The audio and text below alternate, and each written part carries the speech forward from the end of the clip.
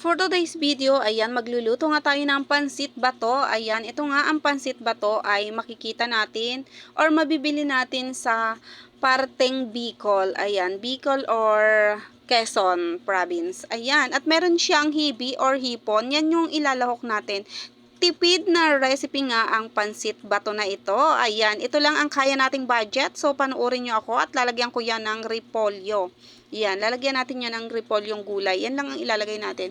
Ang umpisa na natin siyang gisahin. Ayan, ganyan lang yan. Tapos gigisahin din natin ang hipon or hibi. Ayan, napakasarap nga ng hibi na yan. Ayan.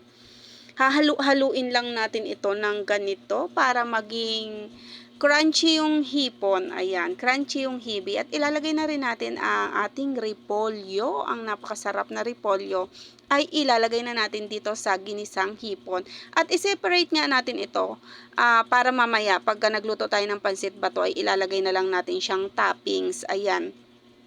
Yun, nag-init na ako ng tubig. Ayan, mag-iinit po tayo ng tubig at lagyan na natin ng timpla para masarap. Tapos ihuhulog natin ang pansit bato. Ayan, ganyan lang po kadali ang pagluto ng pansit bato na tipid budget. Ayan, tipid sa sahog. Yun. Hahaluin lang natin siya. Huwag nating masyadong malabsak para masarap. At yan, konting init nga lang ito sa kawali, wag patatagalin. Ayan, tas yun, inilagay ko na ang aking separate na ginisang gulay kanina na may hibi. Ayan, napakasarap na nito. Yummy na at pwede na tayong kumain. Konting minuto na lang at kakain na tayo.